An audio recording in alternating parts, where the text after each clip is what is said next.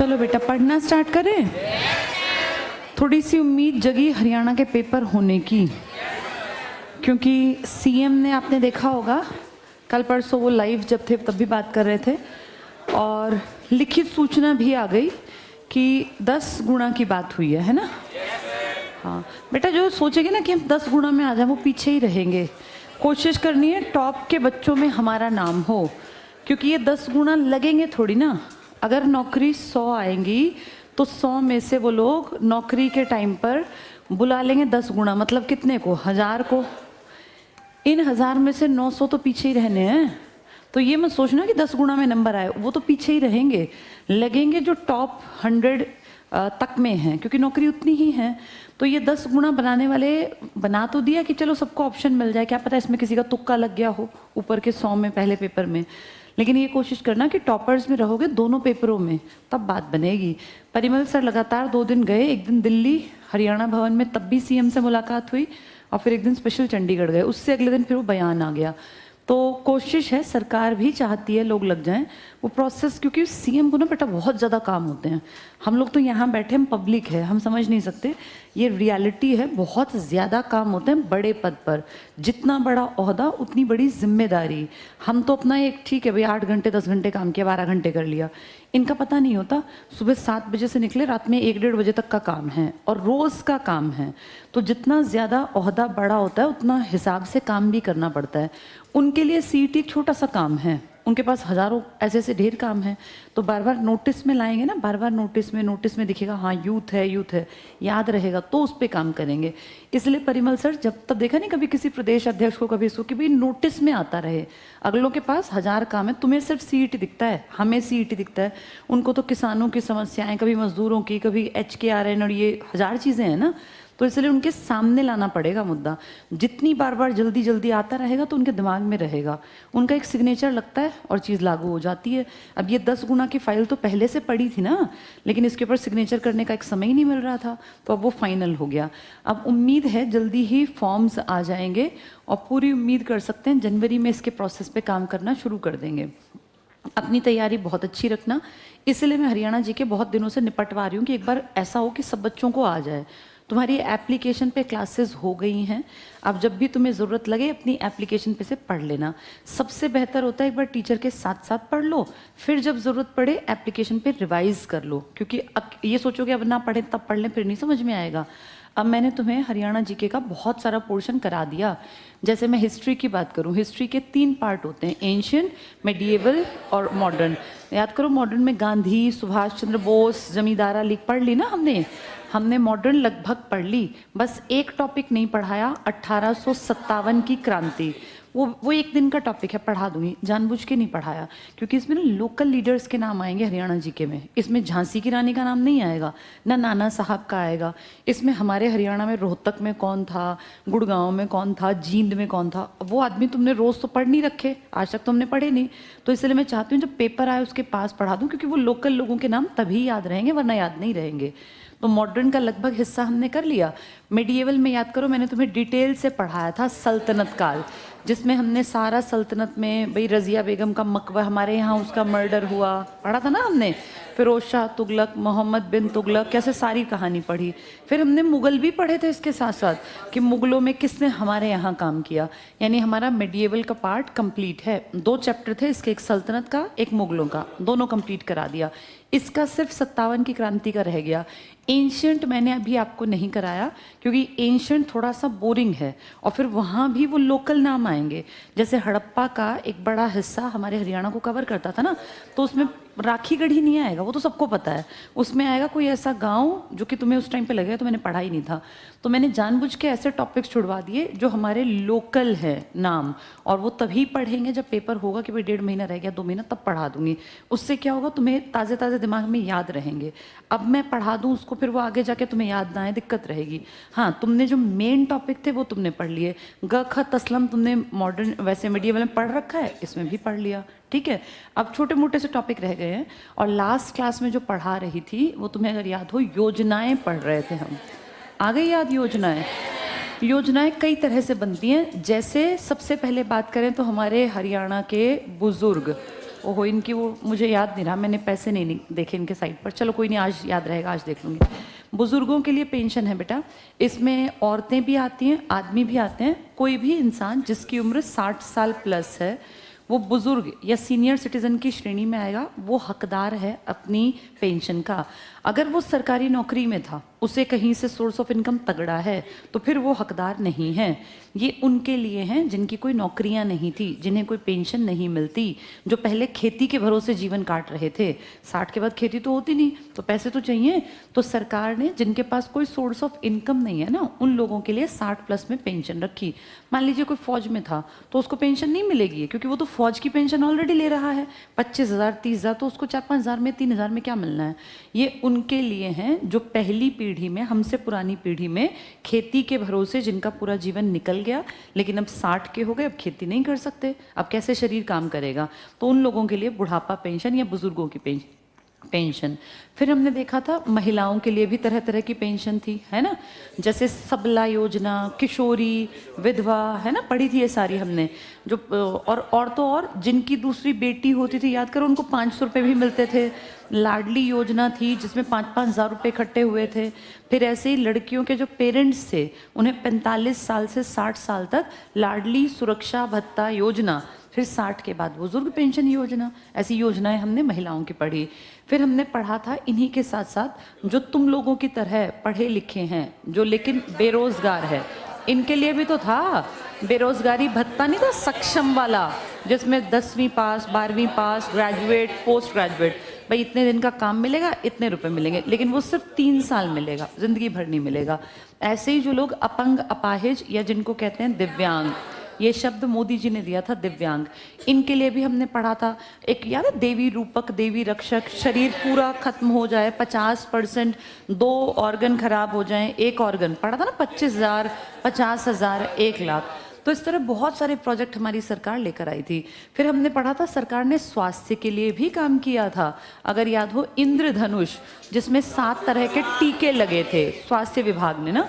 Maximum औरतों की जो योजनाएं हैं वो 8 मार्च के आसपास स्टार्ट हुई थी 2015। इसका कारण है तब ये सरकार नई आई थी। अक्टूबर 2014 में हरियाणा में बीजेपी की सरकार आई। बीजेपी की सरकार आने के बाद पहला महिला दिवस आया ही 8 मार्च को, तो इसलिए 8 मार्च को कई बड़े बड़े प्रोजेक्ट लॉन्च हुए। 7 अप्रैल को भी प्रोजेक्ट लॉन्च हुए जो स्वास्थ्य से संबंधित थे, और 2-3 बड़े बड़े प्रोजेक्ट 22 जनवरी 2015 जब मोदी जी हरियाणा के पानीपत में आए थे। तो इन डेट्स को याद करके इसलिए जाना ज़रूरी है क्योंकि ये किसी न किसी चीज़ से संबंधित हैं, तो ये पढ़ के जानी चाहिए। ये सब हमने पढ़ लिया था। बताओ लास्ट हम कहाँ पहुँच गए थे? शायद कंप्लीशन पे आया था ये, पंचायती राज। पेज नंबर बता दो बेटा। 230 पर ये देवी रूपक और ये सब हो गया था ना। राजीव गांधी परिवार बीमा योजना ये सब हो गई थी, एक बार देख लेना बेटा। ठीक है, पेज नंबर 230 कंप्लीट था। अच्छा ठीक है, 1 मिनट। 230 नई और पुरानी में थोड़ा सा अंतर भी है ना। 230 में देवी रक्षक था, 230 में पुरानी में, और जो नई वाली है इसमें 230 का लास्ट है पंचायती राज और ग्रामीण और शहरी विकास की। अच्छा ये बात हुई थी कि ये वाला टॉपिक पुरानी में नहीं है, यही बात हुई थी ना। हाँ ठीक है, इसको कराती हूँ बेटा एक बार। पहले उससे पहले जो पुरानी वाले ना वो कंप्लीट कर लेते हैं ताकि फिर दिक्कत ना आए। फिर ये करा दूंगी मैं नया वाला, ताकि जिनके पास नहीं भी है वो भी लास्ट में समझ लें इसको। पेज 231 पर आ जाओ। रोजगार से संबंधित प्रमुख योजनाएं देखना, ये पुरानी में भी हैं, सक्षम पुरानी में भी दी हुई है। मिल गई? ठीक है, तुम जानते ही हो फिर भी सुन लो। सक्षम का मतलब होता है जो किसी चीज को करने के काबिल हो। भाई हम सक्षम हैं, है ना। अक्षम जो काबिल ना हो। जैसे तुम पढ़ लिख जाओगे, पैसे कमाओगे तो सक्षम हो जाओगे अपने घर के खर्चे उठाने के। तो एक योजना चलाई गई, ये सिर्फ उन लोगों के लिए है जो पढ़े लिखे हैं। कि आप पढ़े लिखे हैं और आपको रोजगार अगर नहीं मिलता तो गवर्नमेंट ऑफ हरियाणा सक्षम योजना के तहत आपको एक लिमिटेड पीरियड ऑफ टाइम के लिए रोजगार दे देती है। वो आपसे काम लेगी। सरकारी दफ्तर में हम सब जानते हैं खाली कुर्सी पड़ी हैं, जितने लोगों की ज़रूरत है उतनी नौकरियां नहीं दी जाती। पुलिस महकमे में, टीचिंग में, हर जगह खाली हैं, क्लरिकल में। तो ये 12वीं पास, ग्रेजुएट, पीजी वालों को ना अपने यहाँ काम पे लगा लेते हैं। मान लो कोई स्टैंप मारने का काम है ग्रुप डी का, अब ग्रुप डी लगाएं तो 29,000 रुपये देने पड़े, इस सक्षम को देने पड़ते हैं थोड़े से हज़ार, तो उसमें उसका काम निपट गया। ये ज़्यादा अच्छा काम करते हैं क्योंकि इनको लगता है कहीं हमें हटा दिया जाए, सक्षम में तो लंबी लाइन है ना, हमें हटा के दूसरे को ले लेंगे।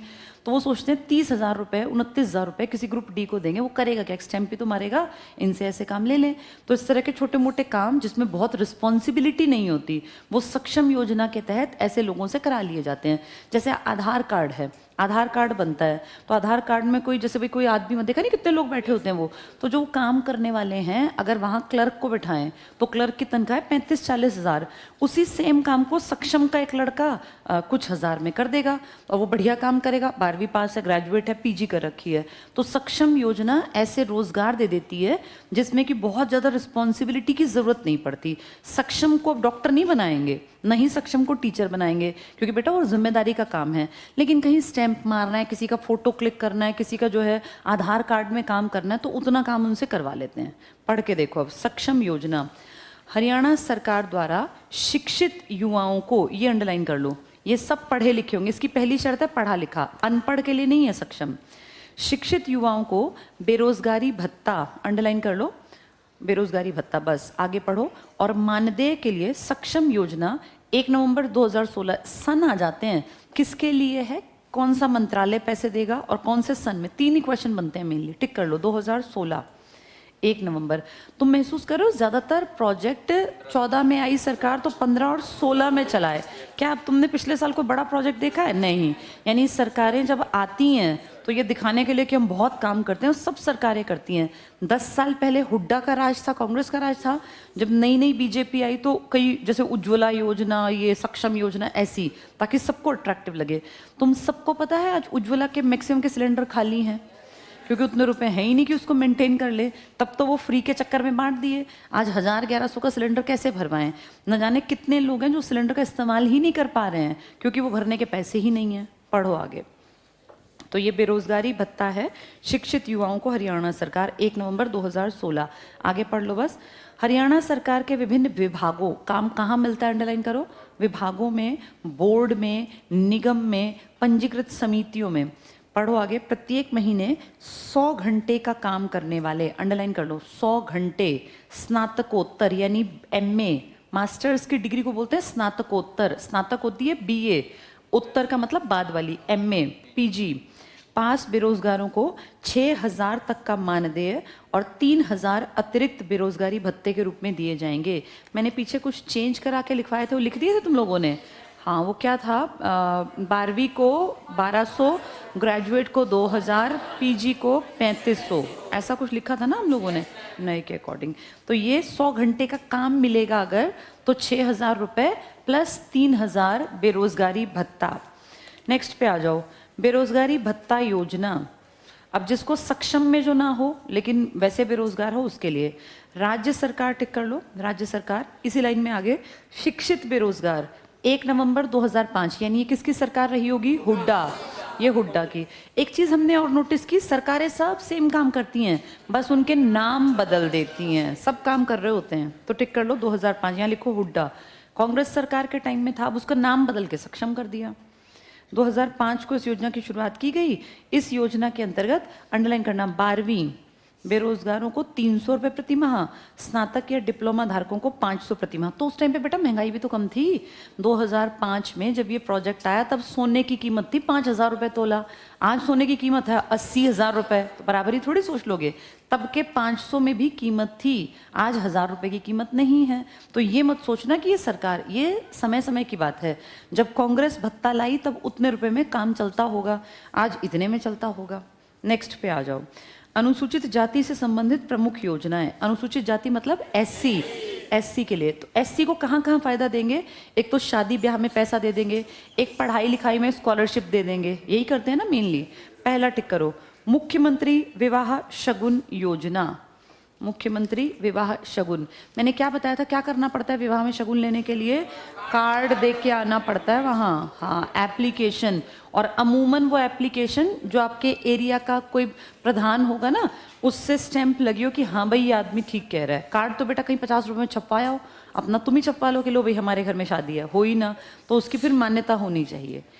पढ़ लो, ये योजना राज्य की बालिकाओं को, अंडरलाइन कर लो, बालिकाओं, बस पढ़ो, को सम्मान प्रदान करने हेतु लागू की गई। इसके तहत राज्य के निवासियों को विभिन्न श्रेणियों को 31,000 से 71,000, अंडरलाइन कर लो, ये टैक्स के पैसे में से जाता है बेटा सब, 31,000 से 71,000 तक की वित्तीय सहायता प्रदान की जाती है। अब इसमें पढ़ो किसको कितने रुपए मिलेंगे। पहला पॉइंट पढ़ लो, गरीबी रेखा से नीचे बीपीएल परिवार, बिलो पॉवर्टी लाइन, जीवन यापन करने वाली कोई विधवा हो, तलाकशुदा हो, निराश्रित हो, यानी किसी कोई उसको रखने वाला नहीं है, माँ बाप नहीं है, भाई नहीं है, पति नहीं है, कोई नहीं है, अनाथ और निराश्रितों जिनके परिवार की आय 1,80,000 प्रतिवर्ष से कम है। बेटी के विवाह के लिए 51,000, अंडरलाइन कर लेना, ये बीपीएल विधवा कितने रुपए मिलेंगे? 51,000। आगे पढ़ो, गरीबी रेखा से नीचे जीवन यापन करने वाले एससी एसटी, हमारे यहाँ एसटी हैं? हमारे यहाँ एसटी है ही नहीं। परिवारों की बेटियों की शादी के लिए 71,000। तो जो एससी एसटी है और गरीबी रेखा से नीचे है, डबल मार हो गई ना, एससी एसटी गरीबी रेखा, कितने रुपए मिलेंगे? 71। अगर कोई एससी एसटी नहीं है लेकिन विधवा है, कोई निराश्रित है, कोई अनाथ है, तब 51। वो एससी भी होगी और बीपीएल भी होगी, तब 71, क्योंकि कैटेगरी का फर्क पड़ता है। आगे पढ़ो, किसी भी जाति, किसी भी आय वर्ग की खिलाड़ी महिलाओं की शादी के लिए 71,000 रुपए, अंडरलाइन कर लो, किसी भी जाति, 31, सॉरी मैंने 71 बोल दिया, अच्छा 31 खिलाड़ी लड़की है तो 31। आगे पढ़ो, अनुसूचित जाति के अलावा गरीबी रेखा से नीचे रहने वाले सभी वर्ग के समाज की बेटी की शादी के लिए 31,000, यानी लड़कियां खिलाड़ी हों तो 31 है, और अगर एससी ना हो, वैसे गरीबी रेखा से नीचे हों, जनरल हों, तो फिर 31 है, दोनों में 31 है। देखो, अगर लड़की एससी है तो फिर उसको मिलेंगे 71, एससी और बीपीएल है तो 71, अगर सिर्फ बीपीएल हैं, निराश्रित हैं, कोई है नहीं, तब 51, खिलाड़ी है तो 31, ठीक है। अगर एससी की नहीं है बेटी तो भी 31, गरीबी रेखा से। एससी प्लस वो है, जैसे सारी कमियां हैं कि भाई ना परिवार अच्छा है, गरीब भी है, एससी भी, तब मिलेंगे 71। आगे पढ़ लो, एससी पिछड़ा वर्ग सहित जिनकी आय 180 से कम है। हमें पता है ना हर चीज़ का क्राइटेरिया हरियाणा में 180 है। टोटल सोर्सेज से मिलाकर अगर आपके परिवार की आय 1,80,000 से भी कम है तो फिर आपको माना जाता है बीपीएल, और उसमें से आप अगर एससी भी हैं तो फिर एससी प्लस बीपीएल दोनों के हिसाब से कितने मिलेंगे? 71,000। खिलाड़ी लड़कियों को, हाँ, लेकिन बेटा अगर कोई अच्छी खिलाड़ी है तो वो लिख के देगी ही नहीं, ये उनके लिए हैं जो बेचारे पीछे रह गए, जिनके पास साधन नहीं है। आगे पढ़ो, पिछड़ा वर्ग जिनकी 1,80,000, दिव्यांगजन के विवाह के लिए 51,000, टिक कर लो। कोई अगर अपंग अपाहिज है तो 51,000, यदि पति और पत्नी दोनों विकलांग हैं, और 31,000 दिव्यांगजनों के लिए यदि पति या पत्नी में से कोई एक विकलांग है, यानी दोनों अगर विकलांग हैं तो 51, एक विकलांग है तो 31, खिलाड़ी है तो 31, और अगर लड़की बीपीएल कैटेगरी की है, वैसे जनरल है, तो 51, लेकिन अगर लड़की एससी भी है प्लस बीपीएल भी है तो 71। तो इसका मतलब ऐसे बंटवारा कर रखे है कि ये कैटेगरी अगर खिलाड़ी है एक कोई तो 31, दोनों पति पत्नी खिलाड़ी हैं तो 51, दिव्यांग प्लस खिलाड़ी, बीपीएल है जनरल कैटेगरी की तो 31, और एससी भी और बीपीएल भी है तो 71। सबसे ज्यादा किसको मिलेंगे? एससी प्लस बीपीएल दोनों को। बीपीएल कितने की सीमा तय है? 1,80,000 की। चलो नेक्स्ट पे आ जाओ, डॉक्टर BR अम्बेडकर आवास नवीनीकरणीय, याद है ये घर नया करने के लिए, भाई छत पक्की कर लो, टॉयलेट बनवा लो, कितने रुपए मिलते थे पहले? ये पहले 50-51, अब बढ़ गए। पढ़ो, डॉक्टर BR अम्बेडकर आवास नवीनीकरण योजना के अंतर्गत गरीबी रेखा से नीचे जीवन यापन करने वाले सभी वर्ग के व्यक्तियों को उनके घर की मरम्मत, टिक कर लो, गरीबी रेखा और घर की मरम्मत। 80,000 की अनुदान राशि, ये पहले कम होती थी बेटा, लगातार बढ़ाते जा रहे हैं। टैक्स का जो कलेक्शन है उसका एक बड़ा हिस्सा सोचो इन सब में जाता है, लेकिन अगर इनमें ना जाए तो फिर ये कहाँ जाएंगे? गरीबों के विकास में पैसा लगाना पड़ता है। नेक्स्ट है शिक्षा संबंधी सुविधाएं। क्या SC/ST परिवार के लड़के लड़कियों को स्कूल आने पर कोई राशि दी जाती है? अगर 75% से ऊपर अटेंडेंस हो तो इनको प्रति माह के हिसाब से रुपए दिए जाते हैं। ऐसा क्यों कर रखा है? ताकि कम से कम इनके बच्चों को स्कूल भेज दे माँ बाप। पढ़ो। शिक्षा संबंधी सुविधाएं। SC के छात्रों को शिक्षा विभाग द्वारा पहली से 12वीं कक्षा तक 100 रुपए से 300 प्रति माह छात्रवृत्ति, टिक कर लो। ये सिर्फ SC, अगर SC अपने बच्चों को पहली से 12वीं तक भेजते हैं तो वो डिपेंड करता है, जैसे 100 से शुरू होकर 300, बड़ी क्लासेस हैं 300, छोटी हैं तो 100, बीच वाली हैं तो 200। आगे पढ़ना। और 1450 प्रतिवर्ष कक्षा अनुसार एकमुश्त भत्ता दिया जाता है, यानी पूरे साल के नाम का 1450 और प्रति माह का हिसाब से 100 रुपये या 300, अलग अलग लेवल पे डिवाइड कर रखे हैं। नेक्स्ट पढ़ना। SC की लड़कियों को 150 से 400 प्रति माह छात्रवृत्ति, अगर बेटियां हैं और पढ़ाई अच्छी कर रही हैं तो इन्हें स्कॉलरशिप मिलेगी। SC की बेटियों को कितनी? 150 से लेके 400। और 740 से 1450 तक प्रतिवर्ष एकमुश्त भत्ता, एकमुश्त होता है बेटा एक बार में, एक साथ, और प्रति माह वाली महीने में आती है, हर महीने में। तो अगर कोई SC अच्छी बेटी है, बढ़िया पढ़ रही है, तो उसको एक तरह से स्कॉलरशिप देंगे 150 रुपये से कितनी? 400 रुपये। और वैसे एकमुश्त भत्ता 1450 रुपये, 1450 बेटा। वो 740 पहली से 5वीं तक होता है, फिर बढ़ाते जाते हैं, सबसे बड़ी 1450 है। ये SC के लिए है। अब आ जाओ SC छात्र शिक्षा योजना। इसमें क्या है? बच्चे की आगे की पढ़ाई का खर्चा। पढ़ो। इसकी शुरुआत हरियाणा सरकार ने 2009 को की। तो किसके सरकार का टाइम है ये? कांग्रेस। ये कांग्रेस हुड्डा के टाइम का। पढ़ो। 10+2 के बाद अगर कोई लड़की साइंस या लड़का साइंस पढ़ना चाहे, कॉमर्स पढ़ना चाहे, वाणिज्य, व्यावसायिक कोर्सों में अध्ययन कर रहे छात्रों को इस योजना के अंतर्गत 5,000 से 14,000 तक कक्षावार वार्षिक छात्रवृत्ति प्रदान की जाती है। ये BSc BCom की बात कर रहे हैं, यानी स्कूलों तक तो वो 1450 था एक मुश्त, और फिर हर महीने का 100 से 450। लेकिन अब बच्चे के खर्चे हैं ना बेटा, प्रैक्टिकल भी होगा, फाइल भी बनेगी, किताबें भी आएंगी, तो उसकी राशि बढ़ा के कितने से कितनी कर दी? 5,000 से 14,000। आर्ट्स पढ़ने वाले के लिए नहीं है, या तो वो साइंस पढ़ता हो या वो कॉमर्स पढ़ता हो, इसी की किताबें ज़्यादा महंगी आती हैं। नेक्स्ट पढ़ो। इस योजना का उद्देश्य अनुसूचित जाति की लड़कियों के माता पिता को प्रेरित करना। मेन है भाई, अपनी बेटियों को पढ़ा लो, इतने रुपए मिलते हैं साल के। और 10+2 परीक्षा पास करने के पश्चात लड़कियों द्वारा बीच में पढ़ाई छोड़ने को रोकना है। कहने का मतलब है SC बेटियों को आगे लाने के लिए, आगे पढ़ाने के लिए सरकार ने कहा पैसे से ही सही, क्या पता कुछ लोग बेटियों को पढ़ा दें। इस योजना का लाभ उन छात्राओं को मिलेगा जिनके अभिभावकों की आय 2,40,000 से कम है, यानी गरीबी से थोड़े ऊपर वाले हैं। ये गरीबी वाले कितने के थे? 180। ये 2.4, 2,40,000 से कम है। साइंस पढ़ना चाहती है कोई बेटी 12वीं के बाद, या कॉमर्स पढ़ना चाहती है, या कोई इस तरह की डिग्री करना चाहती है जिसमें कि महंगे कोर्सेज हैं, तो जैसे BBA टाइप के, तो उन लोगों के लिए पैसा है। SC लड़कियों के लिए है ये। आर्ट्स के लिए कोई सुविधा, आर्ट्स का बेटा कोर्सेज सस्ते भी तो होते हैं। आर्ट्स की 3 साल की जितनी किताबें हैं ना, उतनी तो साइंस की 1 सेमेस्टर की किताब आ जाएंगी, इतनी महंगी किताब है। आगे पढ़ो। मुख्यमंत्री सामाजिक समरसता अंतर जातीय विवाह शगुन योजना, ये पता है तुम लोगों ने क्या है? ये हमारे हरियाणा में इंटरकास्ट मैरिजेस, लेकिन सब कास्ट के लिए नहीं है ये है लड़की या लड़का, उनमें से कोई एक शेड्यूल कास्ट हो।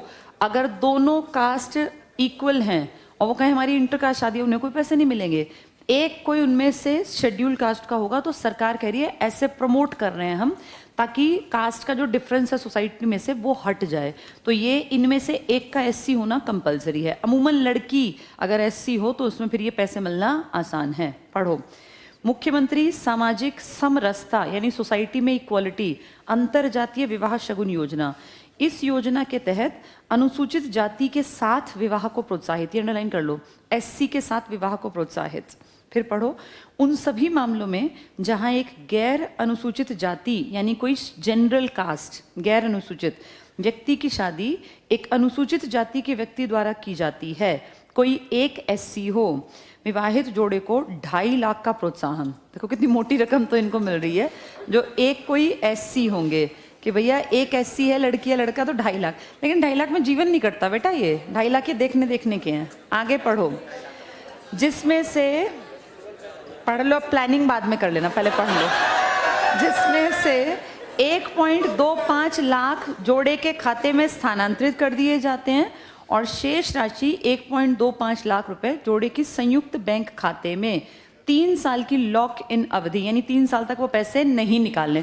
कुछ लोग इसको टाइम पास के लिए 4 शादियां कर लेंगे, कभी कहीं कभी कहीं कभी कहीं। भाई एक कॉन्ट्रैक्ट कर लिया, 2.5 में से 1.25 तेरे 1.25 मेरे हो गया, तो इसलिए सरकार ने कहा 3 साल लॉक इन, इनको पैसे देना खर्च ना कर पाएंगे, इनके 1.25 लाख रुपए ऐसे रखो करके। ठीक है, चलो अब आ जाओ नीचे। राज्य में लागू केंद्र और राज्य सरकार की अन्य प्रमुख योजनाएं। इस तरह के जो प्लान होते हैं ना बेटा, वो बहुत ज़्यादा लाइमलाइट में नहीं लेके आती सरकार, नहीं तो सारे बुजुर्ग एंटी हो जाएंगे कि सरकार जानबूझ के ये क्या गलत कर रही है। ये किताबों में है, पढ़े लिखे लोगों को पता है, गांव के आदमियों को ये नहीं बता रखा। बताएंगे तो सब सरकार के खिलाफ आ जाएंगे कि सरकार गलत कर रही है, हमारे बच्चों को गलत रास्ता दिखा रही है। वैसे सरकार ने ये प्रावधान कर रखा है कि भैया हम 2.5 लाख रुपए देंगे, कोई एक अगर एससी है तो, लड़की या लड़का। चलो टेबल में आ जाओ, पहला पॉइंट देखो, योजना का नाम अंत्योदय आहार योजना। बताओ किस चीज के लिए होगी ये? आहार। अब एक कॉमन सेंस लगाओ, आहार नहीं मिलता तो कौन से लोग होंगे ये? या तो ये एससी होंगे या ये बीपीएल होंगे।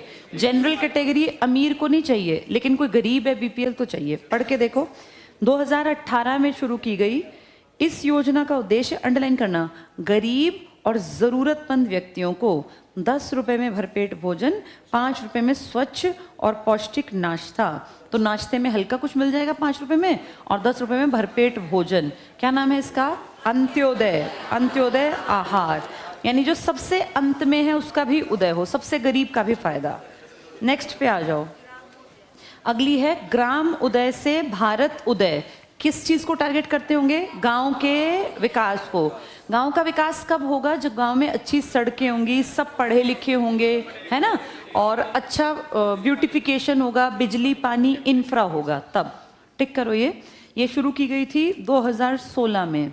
इसकी शुरुआत डॉक्टर भीमराव अंबेडकर की 125वीं जयंती के अवसर पर। इसका लक्ष्य भारत के समस्त गांवों में, अंडरलाइन कर लो, पंचायती राज व्यवस्था। पंचायत ही तो देखती है बिजली पानी, गांव के स्कूल, गांव की सड़कें, तो एक तरह से गांव के डेवलपमेंट पे काम करना।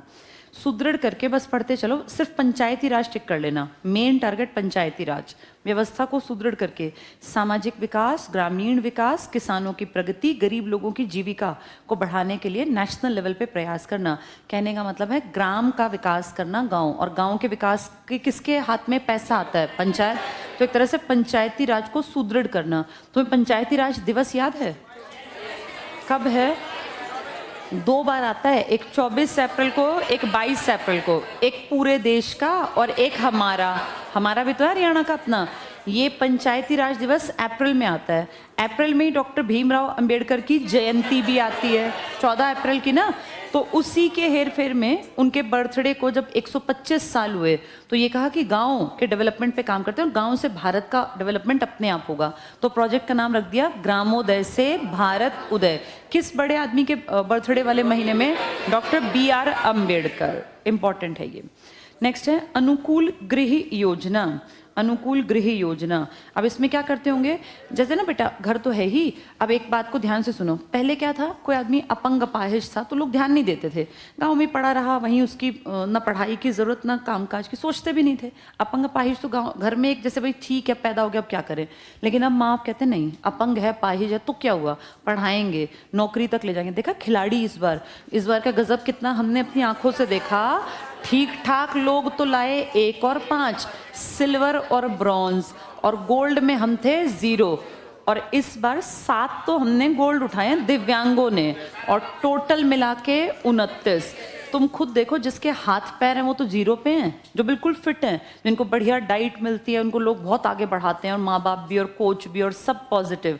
और लेकिन जिन लोगों को देखते भी नहीं, इनके ऊपर हंसते हैं, मजाक उड़ाते हैं। कितने एग्जाम्पल, ये इतने ज़्यादा ताकतवर थे, बिना ध्यान दिए ये 7 गोल्ड ले आए। जिस दिन इंडिया ध्यान देने लग गया ना बेटा, तो कोई बड़ी बात नहीं, क्या पता हम चाइना जितने पहुंच जाएं। उसमें तो मुझे दिखता नहीं कि अभी पहुंचेंगे, लेकिन यहाँ हम बहुत स्पीड से 29 मेडल बहुत बड़ी बात होती है ओलंपिक्स में उठाना। टोटल हमने ठीक ठाक लोगों ने कितने उठाए हैं? 6। एक बार भी राष्ट्रगान नहीं बजा ठीक ठाक की वजह से, और 7 बार राष्ट्रगान बजा हमारा ओलंपिक्स के ग्राउंड में।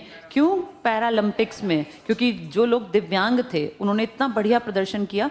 2 तो जेवलिन थ्रो में उठा लिए, एक तो सुमित अंतिल था, एक वो लड़का क्या नाम था उसका, छोटी सी हाइट का, नवदीप। हाँ, तो ये देखो वो कितना फेमस हुआ था अपनी गालियों के कारण। तो लेकिन देखो उसकी सारी कमियां धुल गई। भाई देश का राष्ट्रगान बजवाना किसी नॉर्मल आदमी के औकात से, नॉर्मल तो छोड़ो, हमारे खिलाड़ियों की औकात में भी इस बार नहीं दिखा हमें। जबकि कितना काम, कितना प्रदर्शन, कितना अच्छा खान पान। इस हिसाब से देखें तो इन पे काम कर देना चाहिए सरकार को। तो इन दिव्यांगों के लिए सरकार देखो कितना कुछ कर रही है। अब अनुकूल क्या है, जैसे हर जगह रैंप बने हो, इनको स्कूलों में पढ़ने का मन करे, क्या पता बुद्धि से तेज हो। एक है नहीं वो लड़का IAS है, क्या है वो, देखो वो दिव्यांग है और कितना बढ़िया खेलता है, वो बचपन से दिव्यांग है। ऐसे बहुत सारे उदाहरण हैं। प्रॉब्लम क्या बेटा, हमारे देश का इंफ्रास्ट्रक्चर ऐसा नहीं होता। इन्हें कहीं बस में जाना हो तो सुविधा नहीं मिलेगी, बस में बैठने के लिए उसको बेचारे को डिपेंडेंट है वो। कहीं अगर सरकारी स्कूल में गया तो पहले ध्यान ही नहीं था। अब हर सरकारी बिल्डिंग में ना रैंप बनाना कंपलसरी कर दिया, ताकि व्हील चेयर वाला आदमी आराम से चला जाए। पहले सीढ़ियों पे कैसे करें, तो बड़ी दिक्कत होती थी। इनको पेपर देने जाना होता, कहीं एग्जाम कुछ भी होता, तो अब ये कह दिया कि हर चीज़ को अनुकूल करो, और करना भी चाहिए। हाथ पैर बेटा कब किसके चले जाए कुछ पता थोड़ी ना है। आज हम फिट हैं, भगवान ना करे कल को किसी का एक्सीडेंट हो, पैर कट जाए, तो दिव्यांग में आ गया ना, ये नहीं पता कौन ठीक है कौन। तो इन सबके अकॉर्डिंग काम करें, ये है अनुकूल, कि इनके अकॉर्डिंग सारे इंफ्रा को डेवलप करो। ये टिक कर लो। अनुकूल गृह योजना 2016 में आई। इसकी शुरुआत हरियाणा सरकार के, अंडरलाइन करना, सामाजिक और अधिकारिता मंत्रालय, सामाजिक और अधिकारिता मंत्रालय होता है ना, सोशल जस्टिस एंड एम्पावरमेंट की बात करता है ये मंत्रालय, द्वारा दिव्यांगों और विकलांगों, अंडरलाइन कर लो। एक तो मंत्रालय और एक कौन सी कम्युनिटी, दिव्यांग और विकलांग। इस योजना के अंतर्गत दिव्यांगों को, अंडरलाइन करो, विशेष आवश्यकताओं के अनुसार घरों को अनुकूल बनाने के लिए 6 महीने की अग्रिम पेंशन दी जाती है। ये दी गई राशि हरियाणा सरकार द्वारा 42 महीनों में प्राप्त की जाएगी। इसका मतलब है घरों में भी इस तरह से थोड़ा बहुत लोग डेवलप करा सकें, कोई प्रॉब्लम ना आए। जैसे विकलांगों की टॉयलेट सीट अलग होती है, कभी आप गए हो तो एयरपोर्ट्स और इन सब पे पहले बेटा बनाते ही नहीं थे। अब कहने लगे कि विकलांग जो है आदमी ट्रेवल करेगा, उसको भी तो इस तरह की अपनी चाहिए ना टॉयलेट सीट वगैरह। तो अब देखो विकलांगों के लिए काम करने लग गए। हरियाणा सरकार ने नाम दिया है अनुकूल गृह योजना, यानी घर को भी अनुकूल बना लो, उसके लिए हम पैसा देंगे। ये हरियाणा सरकार की अच्छा प्रोजेक्ट है दिव्यांगों के लिए। नेक्स्ट है जय जवान जय आवास योजना। ये सुना है तुमने, जय जवान जय आवास? हरियाणा का बहुत बड़ा प्रतिशत आबादी का हमारे जवान बन जाते हैं। Army, air force, navy, ITBP, BSF सुना होगा ना तुम लोगों ने। अग्निवीर में भी हरियाणा का बहुत बड़ा प्रतिशतता है। वैसे भी हर साल देखें तो पेपरों को बहुत बच्चे भरते हैं और निकल जाते हैं। अब जब एक जवान वापस आता है ना बेटा, तो इसके पास सबसे बड़ी दिक्कत होती है। जवान आदमी जब यहाँ से गया, 19 का 18 का एक लड़का गया अपना घर गांव छोड़ के, इसने अपनी ज़िंदगी की 60 साल तक की उम्र देश के लिए दे दी। जब ये 60 में बुजुर्ग होके वापस लौटा तो इसके पास कुछ है ही नहीं। सबसे बड़ी दिक्कत होती है घर, मैं कहाँ रहूँगा। अब जब ये गया तो इसके माँ बाप बैठे थे ठीक ठाक। जब ये वहाँ 60 साल तक नौकरी करता तो माँ भी चली गई, बाप भी चला गया। वापस आया तो भाई बंधुओं ने घर बना रखे हैं। अब इसका परिवार है, बच्चे हैं बेटा, उस एज तक ना कोई किसी की मदद भी नहीं करता। अब इसके पास घर नहीं है तो बड़ी दिक्कत, घर बनाना बड़ा मुश्किल है।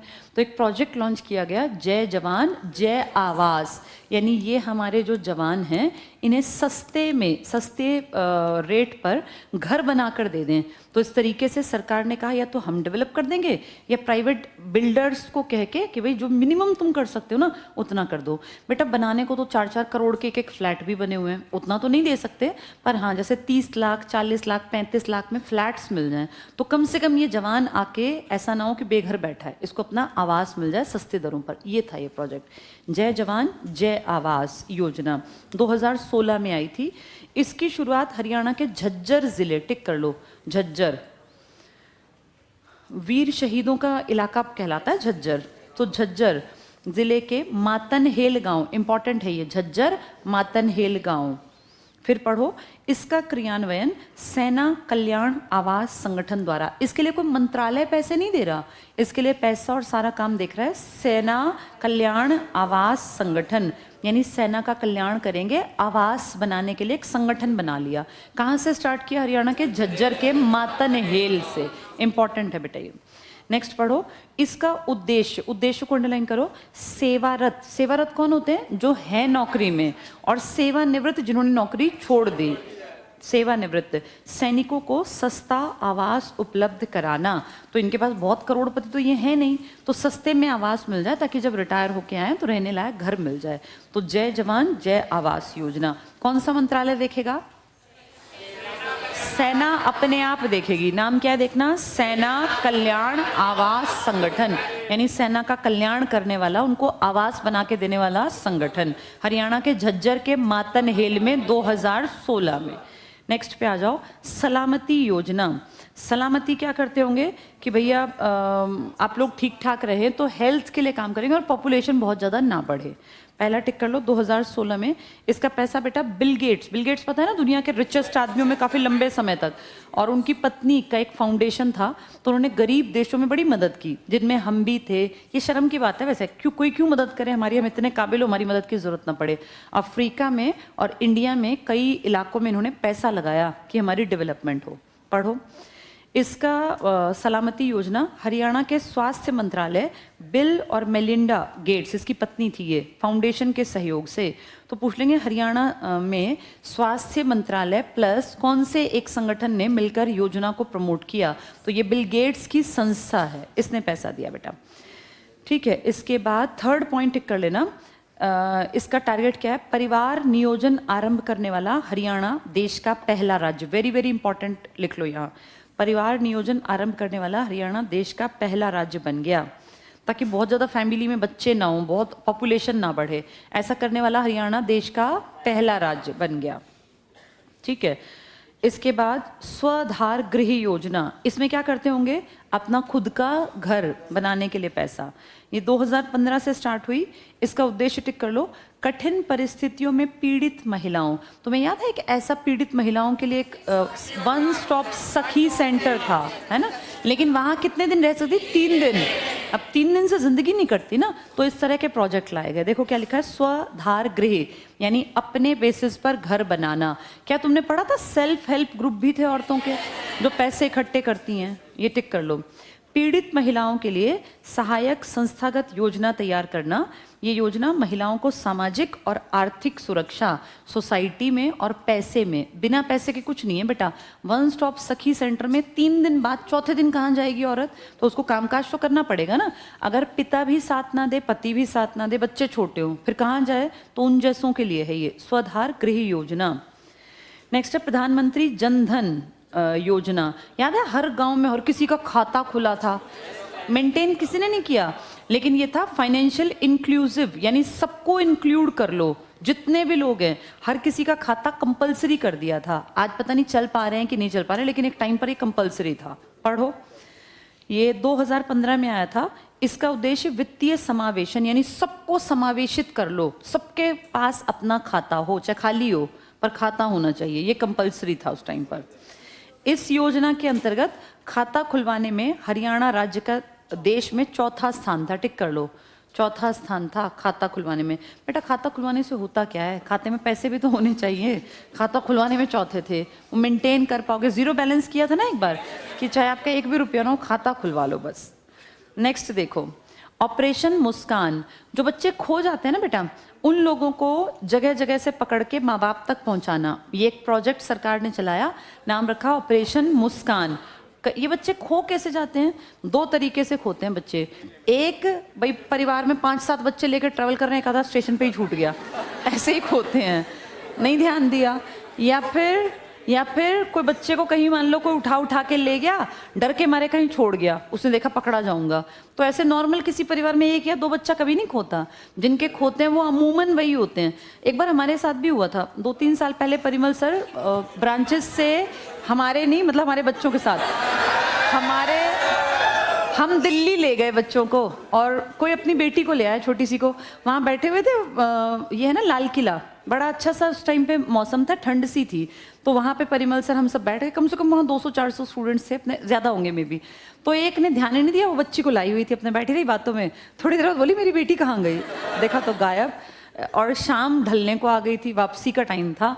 अब ठंड में क्या होता है, एकदम से ना रात जल्दी होती है, वो ढूंढ मची वहाँ कहाँ गई, क्योंकि बेटा वहाँ कोई भी पकड़ के ले जाए बच्चे पता भी नहीं चलेगा, इतनी भीड़ है वहाँ। बहुत सारे लोग देखा ऐसे अलग अलग तरह के, कोई वो आए पास में ही दिल्ली का स्टेशन है, बैठा के ले जाए, गायब। अब वो लड़की के एकदम होश फाकता, भाई घर जाके क्या जवाब देगी, सास भी है हस्बैंड भी है, बच्चा कहाँ, ऐसे घर कैसे जाएगी। वहाँ ढूंढ मची, फाइनली वो बच्ची मिल गई। पर वो कैसे खोई, क्योंकि वो बच्ची थी लगभग 2.5-1 साल की, जिसको प्रॉपर बोलना भी नहीं आता था, 2-2.5 साल की होगी। अब गांव का नाम नहीं पता, नंबर, इतना छोटे बच्चे को थोड़ी पता होता है। उसकी माँ अपना बैठ के बातें कर रही है और सबसे वो साइड में चलती चली गई। तो ऐसे कई बार केयरलेसनेस में भी बच्चे खो जाते हैं। वो तो शुक्र है भगवान का वो मिल गई, ना मिले फिर क्या। तो ऐसे गुमशुदा बच्चे, फिर इनके लिए चला ऑपरेशन मुस्कान, कि जहाँ मिल जाए। आजकल तो फिर भी आसान हो गया, भाई फोटो है तभी शेयर कर देते हैं लोग, कहीं ना कहीं पकड़े जाते हैं। फिर आधार कार्ड हो गया, अगर उस बच्चे का आधार कार्ड बना हुआ है तो उसके वो फिंगरप्रिंट से तुरंत से आ जाएगा कि कौन है, इसका एड्रेस क्या है। अब ये मुश्किल नहीं है, लेकिन पहले क्या था पता ही नहीं चलता था, क्योंकि किसी का अता पता ही नहीं था, कहाँ से कहाँ पहुँच गए। अब तो फिर भी किसी को जगह पे पहुँचाना मुश्किल काम नहीं है। कहीं भी जाओगे पुलिस को पता चलेगा भाई ये बच्चा खो गया, या ये औरत खो गई, ये दिव्यांग खो गया, ये बोल नहीं सकता खो गया। तो कुछ भी नहीं करना उनको, उसका आधार कार्ड का जैसे ही नंबर, वो जैसे आंखों को भी तो पकड़ लेते हैं ना, कि आंखों की वो पुतलियां पकड़ी, तुरंत उसका एड्रेस आ गया, उसके घर वालों का तुरंत से पहुंचा दो, भाई तुम्हारे घर से ये आदमी यहाँ है, ले जाओ। तो उसमें फिर दिक्कत नहीं होती। पढ़ के देखो, ऑपरेशन मुस्कान ये चला था 1 जुलाई 2015। गुमशुदा बच्चों, बस चेक कर लो गुमशुदा बच्चे, तो मुस्कान आ जाती है अपने घर वालों को देख के। तो गुमशुदा का ऑपरेशन मुस्कान इसलिए चलाया था ये। म्हारा गांव जगमग गांव, ये क्या होगा, 24 घंटे बिजली देने का प्रोजेक्ट। हम जानते हैं पूरे देश में हम हरियाणा पहला है जिसने हर गांव में बिजली के खंबे पहुंचवाए थे। अब हरियाणा के लगभग गांव में ना बेटा 24 आवर्स की बिजली का दावा सरकार कर रही है। आज से 15 साल पहले बहुत बुरा हाल था। इस मौसम में तो ना खासकर बिजली नहीं आती थी, 2 दिन 3 दिन तक लाइट ही नहीं है, न पानी न बिजली। अब कंपैरेटिवली चीज़ें सुधर गई और बहुत ज़्यादा गांव में बिजली आती है, दिन भर में मैक्सिमम टाइम आती है। 10 साल पहले ऐसा नहीं था। ये प्रोजेक्ट ऐसा ही है, म्हारा गांव जगमग गांव। 1 जुलाई 2015, 10 साल हो गए, अब 2025 आने वाला है। अब इस योजना का उद्देश्य ग्रामीण लोगों को शहर की तरह 24 घंटे बिजली, अंडरलाइन कर लो, ग्रामीण 24 घंटे बिजली उपलब्ध कराना, विद्युत प्रदाता कंपनियों को घाटे से निजात दिलाने के लिए बिजली बिल प्राप्ति में सुधार। जैसे बिजली वाले कहते हैं हम घाटे में हैं, घाटा क्यों होता है बिजली वालों को? अभी कुछ दिन पहले एक रील चल रही थी, शायद कैथल साइड की थी, उसमें वो गांव में वो बिजली वाले गए, जेई था 1-2 और बड़े, तो लोगों ने उनको लाठियों से पीटा। क्यों पीटा होगा लोगों ने? क्योंकि वो चोरी पकड़ रहे होंगे। जैसे ये अगर ना थोड़ा दिमाग से समझने की बात है, अगर सब लोग चोरी करेंगे तो 100% बिजली विभाग घाटे में जाएगा। घाटे की चीज़ कितने दिन चलेगी बेटा? फिर वो बिजली नहीं देंगे। अगर तुम चाहते हो 24 आवर्स बिजली आए, और 24 ना सही 20 घंटे 22 घंटे बिजली आए, तो फिर इसके लिए बिल तो भरना पड़ेगा। बिल ज़्यादा है लेकिन सुविधा लोगे तो फिर बिल भरना पड़ेगा। अब ऐसे तो टोल टैक्स बहुत ज़्यादा है, जहाँ सड़क पर निकलो टोल टैक्स लग जाता है, लेकिन उससे फिर तुम्हारी गाड़ी का पेट्रोल भी तो सेव होता है, तुम्हारा टाइम बचता है। किसी भी सुविधा के बदले पैसे देने पड़ेंगे। तो अगर 24 घंटे की बिजली वाले गांव चाहते हो तो ये जेई को पीटना, इनको बंधक बनाना, ये बंद करना पड़ेगा। ऐसा करेंगे तो फिर ये लोग शिकायत करेंगे, फिर नहीं देंगे बिजली। अभी पीछे वीडियो थी, वो पूरे डंडे ले लेके उनके पीछे भाग रहे थे, वो बेचारे बिजली वाले अपना वो शूट भी कर रहा है, भागता भी जा रहा है कि हमारे पीछे पड़ गए। दूसरा कोई क्यों शूट करेगा? कल को दिखाना पड़ेगा ना कि हमें ऐसे मार रहे थे। एक को पकड़ लिया, फिर उन्होंने बोला अरे साहब को पकड़ लिया, साहब को पकड़ लिया। तो वो एक तरह से गलत करते हैं गांव वाले, इसका नुकसान होता है। फिर देखो आगे, प्रियदर्शिनी आवास योजना, इसमें क्या करते होंगे? पक्का मकान देंगे आवास में। पढ़ो प्रियदर्शिनी 2013, प्रियदर्शिनी तो इंदिरा गांधी थी, और 2013 में हुड्डा की सरकार थी। इन सब के पीछे, हाँ यहाँ लिख लो, कांग्रेस, तभी नाम प्रियदर्शिनी रखा। प्रियदर्शिनी नाम ही इंदिरा गांधी का था, तो ये नाम कभी भी 2014 के बाद नहीं रखा जाएगा। पढ़ो, इसका उद्देश्य ग्रामीण क्षेत्र में जरूरतमंद व्यक्तियों को पक्का मकान उपलब्ध कराना। तुम जानते हो ना, गांव में पंचायती जमीन में से कई बार जो जरूरतमंद लोग होते हैं उनको जमीन दे दी जाती है, पता है ये बात तुम्हें?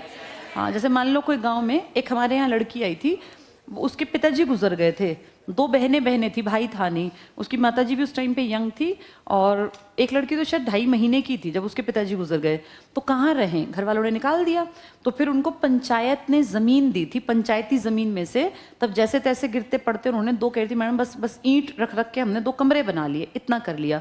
तो वो पंचायती ज़मीन, ऐसे पंचायत ना कोई बहुत ज़रूरतमंद हो तो उसको अपनी ज़मीन, पंचायती ज़मीन मतलब क्या, गाँव की ज़मीन, तो उसमें से दे देते हैं कई बार, पढ़ लो। प्रियदर्शिनी आवास में यही था, जरूरतमंद व्यक्तियों को पक्का मकान, लाभार्थी को 93,000 की वित्तीय सहायता घर बनाने हेतु दी जाती है। बहुत ज़्यादा, ये तुम्हारे टैक्स के पैसे हैं सब, कहीं 31,000 जा रहे हैं, कहीं 51,000, कहीं 71,000, कहीं 93,000, और मंथली पेंशन तो जा ही जा रही हैं। ऐसे जाता है बेटा टैक्स का पैसा। क्या कहते हैं ना, टैक्स का पैसा कहाँ जाता है? अब तुम खुद सोचो, ये करोड़ों करोड़ों करोड़ों रुपए हर महीने का खर्चा है ये। ऐसे सरकार पैसे को इस्तेमाल करती है। एक टॉपिक मैंने शायद थोड़ा आधा सा कराया था क्या, देखना पिछला टॉपिक कोई, मुझे ऐसा लग रहा है यहाँ था या पता नहीं उस बैच में था। कंप्लीट हो गया ये सारा? कौन सा पेज वाला? नई बुक में? अच्छा, पहले इसी में पूरा कर ले। हाँ, पेज 230 पर देखो, ये पुरानी किताबों में नहीं है, नई किताबों में है। पंचायती राज और ग्रामीण और शहरी विकास की प्रमुख योजनाएं। मिल गया? ठीक है। इसमें पहली देखो, दीन बंधु ग्राम उदय योजना। दीन बंधु किसका नाम था? हाँ, छोटू राम का। दीन बंधु के आगे क्या लिखा है? ग्राम उदय। इसमें किसके डेवलपमेंट पे काम करेंगे? गांव। गांव में डेवलपमेंट कैसे होता है बेटा? बिजली, पानी, है ना, स्कूल, सड़कें, गांव में कोई पौंड है, कोई जोहड़ है, उसकी सफाई, ब्यूटिफिकेशन। अभी पीछे हमारे हरियाणा ने बहुत पैसा खर्च किया, हर गांव को पैसा दिया कि अपने गांव का जो जोहड़ है ना तुम्हारे पास, इसको ब्यूटिफिकेशन पे पैसा लगा दो। कई गांवों ने लगाया, उन्होंने अच्छा काम भी किया। देखो ये पहला टिक कर लो, दीन बंधु ग्राम उदय योजना, अंडरलाइन करना। ग्रामीण क्षेत्रों में आंगनवाड़ी पे काम करना, और बस यही मेन है आंगनवाड़ी। ये GVH और ये छोड़ दो, मेन आंगनवाड़ी पे। पूरे पंचायती राज में जो भी गांव के अंदर है सब पे काम किया गया। अगले पे आ जाओ, महात्मा गांधी ग्रामीण बस्ती योजना। इसमें गांव की बस्तियों में बिजली के खंबे लगा दिए ताकि लाइटनिंग की व्यवस्था हो जाए। टिक करो, महात्मा गांधी ग्रामीण बस्ती योजना के तहत विकसित कॉलोनी में बिजली और अन्य सुविधा बिछाने के लिए वार्षिक राशि। ये टिक कर लो। विकसित कॉलोनी में तो ऑलरेडी है बेटा, मेन था कम विकसित में, यहाँ लिख लो अल्प विकसित में। विकसित में तो थे ही सब कुछ। इस योजना के तहत विकसित, ये अविकसित लिखना चाहिए था, बस्तियों का विश्लेषण करने के लिए संबंधित प्रखंड विकास, ये होता है ब्लॉक डेवलपमेंट ऑफिसर BDO, और पंचायत अधिकारी, पंचायत ऑफिसर बोलते हैं इसको, की अध्यक्षता में विशेष टास्क फोर्स। कहने का मतलब है जहाँ जहाँ बिजली के खंबे नहीं थे वहाँ बिजली के खंबे पहले जगह ढूंढते हैं। वो पंचायत सीरीज नहीं थी कोई, पंचायत क्या थी वो, है ना, उसमें देखो वो लड़का, एक यंग लड़का होता है, पंचायत सेक्रेटरी लग जाता है, फिर वो गांव के एक पंचायत सेक्रेटरी के उस एक कमरे वाले मकान में रहने लगता है। फिर गांव में 20 खंबे आते हैं, तो सोचता है एक खंबा अगर मेरे ऑफिस के बाहर लग जाए तो मैं UPSC की तैयारी कर लूँ।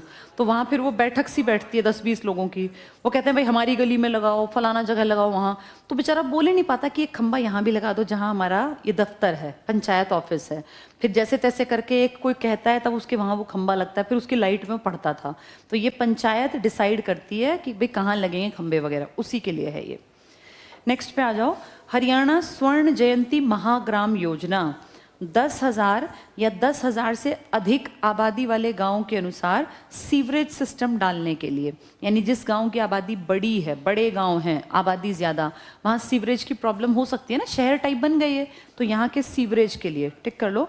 पंचायत विभाग केवल गांव को चयनित करके प्रशासनिक स्वीकृति देता है, यानी जिन गांव की आबादी ज़्यादा है वहाँ सुविधाएं शहरों जैसी करने की तरफ कदम उठा रहे हैं अब। अगर आबादी ज़्यादा है तो सीवरेज सिस्टम पर, पानी पर बढ़िया काम कर दो। नेक्स्ट है प्रधानमंत्री जन विकास कार्यक्रम। इसमें क्या करते होंगे? जनता के विकास के लिए काम करेंगे। टिक कर लो। हरियाणा के 7 जिले, सबके नाम नहीं आते, नहीं तुम याद कर सकते, छोड़ देना। सेकेंड लाइन टिक करना, बल्कि थर्ड लास्ट पीछे। अल्पसंख्यक आबादी 25% और उससे ज्यादा है, वहाँ ये योजना लागू करेंगे जन विकास की। केंद्र और राज्य की हिस्सेदारी 60 और 40। अगर 100 रुपये खर्च करना है, 60 रुपये केंद्र देगा, 40 हरियाणा सरकार। ये अल्पसंख्यकों के लिए है। कौन होते हैं अल्पसंख्यक? मुस्लिम, सिख, ईसाई, जैन, बौद्ध, पारसी। इन 6 कम्युनिटी जहाँ ज़्यादा रहती है ना, उन गाँव के विकास की बात कर रहे हैं। हरियाणा में ये बहुत ज़्यादा मिलेंगे बेटा? नहीं मिलेंगे। हरियाणा में मेजॉरिटी क्या है? हिंदू, उसके बाद मुसलमान, सिख भी ज़्यादा। सिख है लगभग 5%, मुसलमान है लगभग 7.5%, बौद्ध और जैन तो यहाँ 0.03, 0.02 इस टाइप के हैं। तो इसका मतलब ज़्यादा गांव मिलने ही नहीं, बस ये नाम की है। नेक्स्ट देखना, वित्त वर्ष 2021-22 के राज्य बजट के दौरान इस योजना की घोषणा। तो नई योजना है ये, समग्र अच्छा ये तो अभी ऊपर वाला पढ़ रहे थे ना, अगला पॉइंट पढ़ लो। मुख्यमंत्री समग्र शहरी विकास योजना। इसमें क्या करते होंगे? पूरे शहर का डेवलपमेंट, पूरे शहर का। तुम्हें पता है शहर हमेशा 2 हिस्सों में डिवाइडेड होता है, आम आदमी को नहीं पता। शहर के 2 हिस्से होते हैं हमेशा। एक शहर का हिस्सा होता है जो वेल डेवलप्ड होता है, जहाँ की मार्केट अच्छी होंगी, सड़कें अच्छी होंगी, जहाँ सुविधाएं ज़्यादा होंगी। और एक शहर का हिस्सा हमेशा कंपैरेटिवली पिछड़ा हुआ होता है। यहाँ तुम्हें गंदी कंजस्टेड सड़कें मिलेंगी। यहाँ हरियाणा में तो खासकर शहर में ही लोगों ने अपनी भैंस बांध रखी हैं। शहर में रहते हैं पर एक भैंस भी बांध ली साइड का प्लॉट लेके, उसी में गोबर पाथ रहे हैं, उसी में नालियों में गोबर बहे जा रहा है। ये जो हिस्सा है ना बेटा, ये है तो शहर में, लेकिन ये अल्प विकसित है। यहाँ बारिश होगी तो कीचड़ और गंदगी मच जाएगी। यहाँ आप बड़ी गाड़ी लेके जा ही नहीं पाओगे। यहाँ हमेशा आपको ऐसा लगेगा जैसे गांव टाइप ही है। ये शहर, लेकिन गांव का माहौल पूरे का पूरा वैसा ही फील होता है। यहाँ आपको भैंसें मिलेंगी, कंजस्टेड गलियाँ और वैसी सी लोकेलिटी। ये वो पीढ़ी के लोग हैं, जो पहले लोग हैं जो गांव से निकल आए। ये वो पीढ़ियाँ हैं जिन्होंने 2-3 पीढ़ियों पहले ही शहर में अपना शुरुआत कर दी थी। मॉडल टाउन हमेशा अमीरों की बस्ती होती है, हमेशा। मॉडल टाउन में तुम्हें कोई भैंस नहीं मिलेगी बेटा, तुम्हें मॉडल टाउन में मिलेंगे वो जिनके बच्चे आज विदेशों में सेटल्ड हैं। सेक्टर हमेशा, सेक्टर भी अब तो पता है क्या, जो गांव से लगते इलाके हैं ना, वहाँ के सेक्टर थोड़े से पिछड़े हैं। अदरवाइज जो पुराने सेक्टर्स हैं ना, वहाँ आप देखो हमेशा रिच लोग हैं। उनमें से मैक्सिमम के बच्चे आज विदेशों में चले गए। तो शहर के 2 हिस्से, ये नॉर्मल आदमी को नहीं पता, जितने पढ़े लिखे लोग हैं वो सब पता करते हैं। यहाँ हमेशा कॉलोनीज मिलती हैं बेटा, और ये हमेशा मैक्सिमम टाइम सेक्टर्स में डिवाइडेड होता है। इसका स्टैंडर्ड और इसके स्टैंडर्ड में ज़मीन आसमान का फ़र्क होता है। अमूमन अगर आपके शहर में रेलवे पटरियां हैं तो आप देखेंगे पटरियों के एक तरफ का हिस्सा डेवलप्ड मिलेगा और पटरियों के एक तरफ का हिस्सा कम डेवलप्ड मिलेगा। ज़मीन के रेट में भी अंतर मिलेगा। यहाँ का रेट होगा आसमान, जो आप सोचेंगे इतना महंगा, यहाँ का रेट कंपैरेटिवली कम होगा, उतना महंगा नहीं होगा। तो यहाँ फिर वो लोग हैं जो पहली पीढ़ी शहर के आके बसे हैं। यहाँ वो लोग हैं जिनके बेटा पहले से बिजनेस चलते थे, बड़ी पोस्ट पर थे, जिनको समझ थी। तो ये शहर इस हिसाब से डिवाइड, हमेशा कहीं भी जाके देख लो, हर जगह मॉडल टाउन मिलेगा। मॉडल टाउन में मैक्सिमम लोग पंजाबी मिलेंगे तुम्हें। गाँव के नॉर्मल लोग मॉडल टाउन में घर ले ही नहीं पाते, क्योंकि निकले ही नहीं वो। मॉडल टाउन बेसिकली पंजाब से जो लोग नहीं, वो ये पेप्सू वाला नहीं, उस तरफ का पंजाब था, वहाँ से आए थे, तब उस टाइम पर विकसित किए गए थे। चलो देखो अब क्या कह रहे हैं, कहाँ पहुंचे हम लोग, लास्ट। मुख्यमंत्री समग्र शहरी विकास पढ़ो।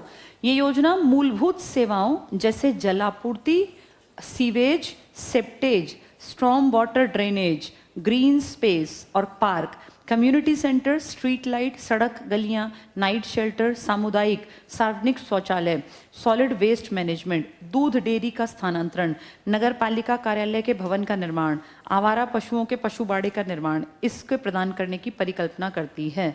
अब मुझे बताओ शहर के किस हिस्से में ये सब चीज़ें करनी बाकी होती हैं, जो एडवांस्ड है या जो पिछड़ा हुआ है? पिछड़े हुए में चाहिए। एडवांस तो है ही एडवांस, क्योंकि वहाँ ऑलरेडी ये सब है। नेक्स्ट देखो, 21-22 के बजट में इस योजना की घोषणा की गई कि भाई समग्र शहर का विकास करो, एक अकेले का मत करो, सारे शहर का डेवलपमेंट करो। ठीक है, और बताओ इसमें कुछ रहता हो तो? हो गया पूरा ये? हाँ, इनकी 2-4 बार बस रीडिंग लेनी है। ठीक है, चलो अब इसके बाद एक बार तुम कंटेंट जहाँ लिखा है वहाँ आओ, जहाँ सारे टॉपिक्स लिखे हैं। इसमें देखो प्राचीन इतिहास में देखो, इसमें से मैंने कुछ नहीं कराया ना अभी, प्राचीन जानबूझ के छोड़ा। मध्यकाल दोनों हो गए, ठीक है। आधुनिक में हम लोगों ने पढ़ लिया 3रा और 4था, भारत का स्वाधीनता संग्राम पढ़ा दिया और हरियाणा राज्य का उदय, 2 बचवा दिए ये, जिसमें हमारे लोकल लोगों के नाम आएंगे। हरियाणा के भूगोल में से मुझे बताओ, हरियाणा का गठन और सामान्य परिचय पढ़ा दिया था। मिट्टियाँ और संरचना शायद नहीं हुई, नहीं हुई। हरियाणा की जलवायु भी नहीं हुई। स्टेपीज और वो सब नहीं कराया, मुझे लग रहा है कराया था, नहीं हुई। चलो ठीक है। हरियाणा में जल संसाधन, नदियाँ, नहरें, झीलें, ये कराई थी। वन और वन्य जीव, बेटा एक मिनट, जो नए बैठे हैं उनसे नहीं पूछ रही, जो स्टार्टिंग से नवंबर से पढ़ रहे हैं वो बताओ, क्या ये जल संसाधन नहीं हुआ? मुझे तो याद है मैंने नदियाँ कराई थी ना, हो गई ना? हाँ याद करो, यमुना नहीं बताई थी, यम की बहन, फिर उसके बांध बताए थे, किशाऊ और वो सब, रेणुका वगैरह। ठीक है, आगे देखो, वन और वन्य जीव है ना, आरक्षित, संरक्षित और ये सारे। कृषि और पशुपालन शायद नहीं हुआ। खनिज और ऊर्जा करवा दिया, चेक करो। बिजली, कोयला, ये कोल फील्ड वाले करवा दिया। औद्योगिक संरचना चेक करो, औद्योगिक वाला, बिजली वाला। खनिज का सिर्फ वो रह गया होगा कहाँ क्या मिलता है, ये रह गया होगा ना, कहाँ क्या मिलता है। ठीक है, खनिज का थोड़ा पोर्शन रह गया। औद्योगिक संरचना चेक करना, जिसमें वो एटलस था, इली लिली था, नेस्कैफे था, नहीं कराया? अच्छा, अब अगला टॉपिक फिर यही करेंगे बेटा, औद्योगिक वाला बहुत इंपॉर्टेंट है, 131 का। परिवहन का टॉपिक भी नहीं कराया शायद, नहीं कराया। हो गया सारा, हो गया आधा। अच्छा हाँ, रेल करवाई थी मैंने, ठीक। हरियाणा की जनसंख्या हो गया, आंकड़े थे। इससे आगे शायद अगले टॉपिक में पर्यटन स्थल कराए हैं क्या, चेक करना। पेज नंबर 187 चेक करो, पर्यटन करा दिए, किंगफिशर और ये सारे कराए थे, चेक कर लो। कुछ पढ़ाया था, ये मैंने 2 इकट्ठे कराए थे, ये और इससे अगला शायद। अच्छा ठीक है, अब इससे आगे चेक करो। हरियाणा की राजनीति के दोनों टॉपिक हो गए, जिलों का परिचय, प्रशासनिक और राजनीतिक संरचना हो गया ये वाला। जिलों का संक्षिप्त परिचय, अच्छा ये वाला हो, जिलों वाला नहीं कराया। ठीक है, तो बेटा कल से शुरू करेंगे, पहले औद्योगिक वाला, बहुत इंपॉर्टेंट है उद्योग धंधे, फिर मैं करा दूंगी जिलों का परिचय। तुम बता रहे हो नहीं हुआ। इसके नीचे वाले में प्रसिद्ध व्यक्तित्व देखो, लास्ट वाला करा दिया शायद, है ना, ये पर्सनालिटी पढ़ाई थी। इसके बाद कल्याणकारी योजनाएं आज हमने निपटा ली, देखो कल्याणकारी योजनाएं भी तो कर ली। ठीक है, अब हम लोग शिक्षा वाला करा दिया था, कुछ हिस्सा कराया था ना, हाँ ठीक है। इसका मतलब है इस किताब का 2/3 हिस्सा तुम्हें समझ में आ गया। अब जो जो नहीं कराए ना, उनमें से एक एक को उठाएंगे। कल से शुरू करते हैं औद्योगिक, जिसमें हर एक जिले के उद्योग धंधों के बारे में पढ़ेंगे। पता नहीं क्यों मुझे लग रहा है मैंने पढ़ाया था, यमुना नगर में बहुत सारी वो हैं, वैसे बताया था। अच्छा ऐप पे कराया था, ठीक है कोई नहीं, क्लास में नहीं कराया ना, ठीक है। कल से शुरू करेंगे अपना टॉपिक हरियाणा में औद्योगिक संरचना, क्योंकि ये हमारी कमाई का साधन है बेटा। उद्योग धंधे कौन से हैं, कल ये पढ़ना शुरू करेंगे। क्या पूरे हरियाणा में बराबर उद्योग धंधे हैं? जो काम गुड़गांव में है क्या वो मेवात में है? नहीं। जो काम सोनीपत में है क्या ऐसा पंचकुला में है? नहीं। सोनीपत का कामकाज अलग है, गुड़गांव का अलग है, पंचकुला का अलग। यानी हमें 22 के 22 जिले पढ़ने पड़ेंगे, हर एक के उद्योग धंधे क्या फेमस हैं। जैसे कहीं पे कपड़े का बढ़िया काम है बेटा, कहीं पर खाने पीने का बढ़िया काम है, कहीं ज्वेलरी का अच्छा काम है, कहीं मसालों और सब्जियों का काम है। तो वो सारे क्लस्टर वाइज पढ़ने पड़ेंगे। कल से ये शुरू करेंगे पढ़ना, ठीक है। अब डेली आना, मैं कोशिश करूंगी इसको जनवरी में पूरा कंप्लीट कर ले, ताकि एग्जाम आए तो हम तैयार रहें अपना।